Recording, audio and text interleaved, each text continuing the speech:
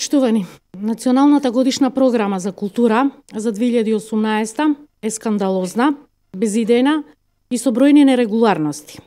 Истата е одраз на непрофесионалноста и неспособноста на Министерството за култура под водство на Ала Ѓозовски.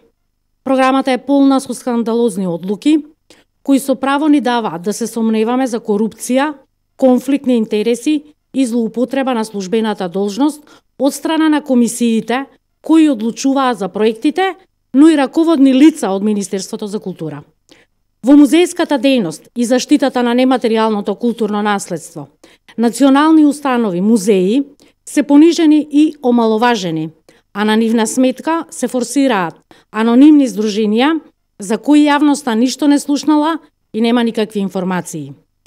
Националната установа Музеј на македонската борба за државност и самостојност е целосно деградирана и омаловажена. Музејот, кој содржи богати и значајни поставки од историјата на македонскиот народ и неговата борба за државност и самостојност и организира близу 200 настани во годината, од Ала Ѓозовски има добиено скромни 220.000 денари.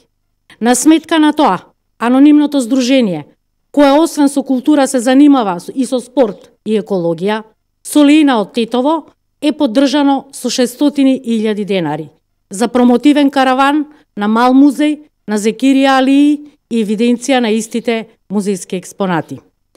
За да бидат абсурдите поголеми, здружението кое се занимава со развој на општеството и животната средина, Акта нон верба Скопје, за монографија за албанските католички семејства во Скопје, исто така е поддржано со 600.000 денари. За подсетување, Музејот на македонската борба е посетен од стотици илјади посетители од над 80 земји од светот, истиот е полноправен член на меѓународните асоциации и неговата работа е наградена со високи интернационални признанија. Сепак, Ала Ѓозовски и Министерството очигледно сметаат дека таква установа не треба да биде поддржана од државата. Скандалозноста и чудните критериуми на програмата ја отсликуваат и следните два примери. Афирмација и одржување на македонската култура, на традиционалните обичаи на православна крштевка во Македонија, на здружението Еднакви за сите од Кочани, во програмата има добиено 450.000 денари.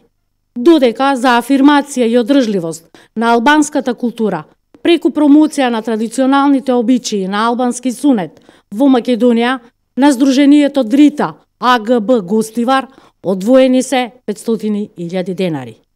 Тука би сакале да го поставиме прашањето дали председателот на Комисијата за музејска дејност и заштита на нематеријално културно наследство, господја Мила Шурбановска, е носител и раководител на проектот археолошки истражувања на локалитетот Стакина Чешма, проект на Националната установа Археолошки музеј на Македонија Скопје, за чија реализација комисијата доделила 200.000 денари. Ја прашуваме повтор пат и бараме да даде одговор.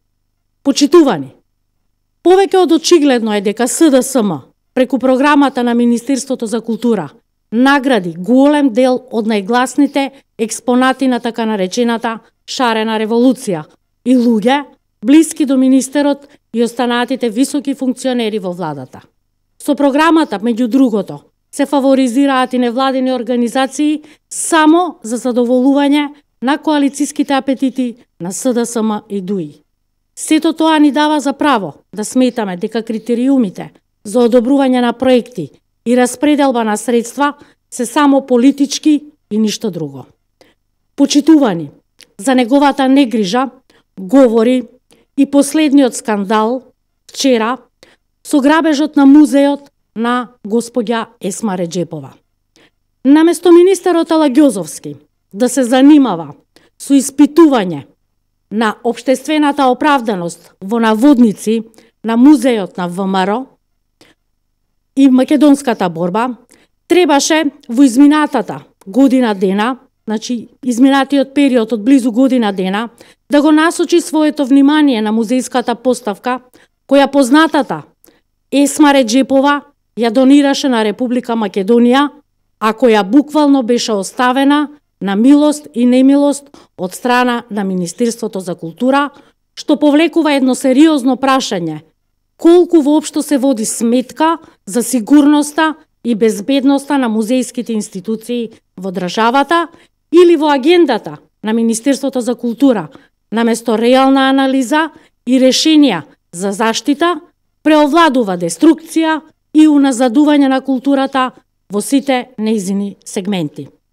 Токму заради големиот број на скандали и бурните реакции во јавноста и кај уметниците, и кај културните работници, програмата бараме да биде повлечена, а Министерот за култура да понесе морална и политичка одговорност. Ви благодарам.